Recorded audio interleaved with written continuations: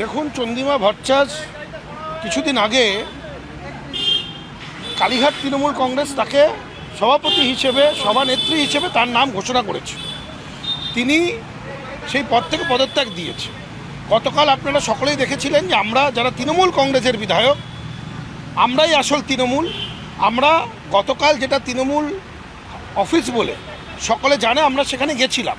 তৃণমূল কংগ্রেস করি, কাজে তৃণমূল অফিসে আমরা যেতেই পারি এবং সেইভাবেই আমরা গেছিলাম। চন্দ্রিমা ভট্টাচার্য ছিলেন, তার সাথে না আমাদের কথা হয়েছে না দেখা হয়েছে।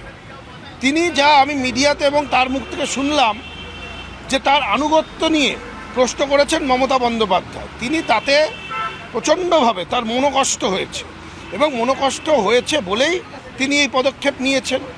আজকে যারা দীর্ঘদিন থেকে তৃণমূল কংগ্রেস করছেন, আজকে কিন্তু সবাই একদিকে আর উনি আরেক দিকে। এই পরিস্থিতি বাস্তব পরিস্থিতি, এই পরিস্থিতিকে স্বীকার করতে হবে। ওটা একটা ব্যক্তিগত মালিকানার বাড়ি। তিনি তৃণমূল কংগ্রেসকে ওইখানে অফিস করার জন্য অনুমতি দিয়েছিলেন এবং সেই বাড়ির অধিকাংশ অংশ বাড়ির যে মালিক তার অকুপেশনে রয়েছে, কিছুটা অংশ অফিস হিসেবে চলছিল এবং আমরাও সেই অফিসেই গেছিলাম। গিয়ে সেখানে আমরা বসেছি, কিছুক্ষণ সময় কাটিয়েছি। তৃণমূল কংগ্রেসের অফিস আমাদের আবেগ এবং সেই আবেগে সাড়া দিয়ে আমরা তৃণমূল কংগ্রেসের অফিসে গতকাল গিয়ে কিছুক্ষণ সময় কাটিয়েছি। দখল আমরা করিনি। যে বাড়ির মালিক সে দীর্ঘদিন থেকে বলে আসছে যে তার সম্পত্তি তাকে ফেরত দেওয়ার কথা, তাহলে প্রশ্ন ওঠে যে দখল কে করে বসে রয়েছে? যারা গতকাল আমরা গেলাম, না যাকে বারবার মালিক নিজের সম্পত্তি ফেরোচ্ছে, চেয়েও ফেরত পাচ্ছে না, তারা দখল করে বসে রয়েছে?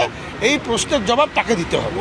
উনি যাকে যেই পদ দিচ্ছেন, যাকে যেই পদে তিনি বহাল করছেন, কিছুদিনের মধ্যেই দেখা যাচ্ছে তারা সেখান থেকে বেরিয়ে আসছেন, পদত্যাগ করছেন। মালা রায়কে মহিলা সভানেত্রী করেছিল, তিনি এনসিপিআইতে চলে যায়।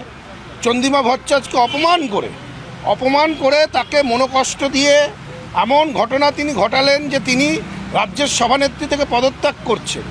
এমত অবস্থায় তিনি আর কি কোনো কাউকে পাবেন যে যিনি কোনো পদে নিজেকে তুলে ধরতে পারবে বা কোনো পদের দায়িত্ব দিলে সেই পদের দায়িত্ব তিনি পালন করতে পারবে? অপরদিকে যারা আমরা আসল তৃণমূল কংগ্রেস, 22 তারিখে আমরা একটি মিটিং করি।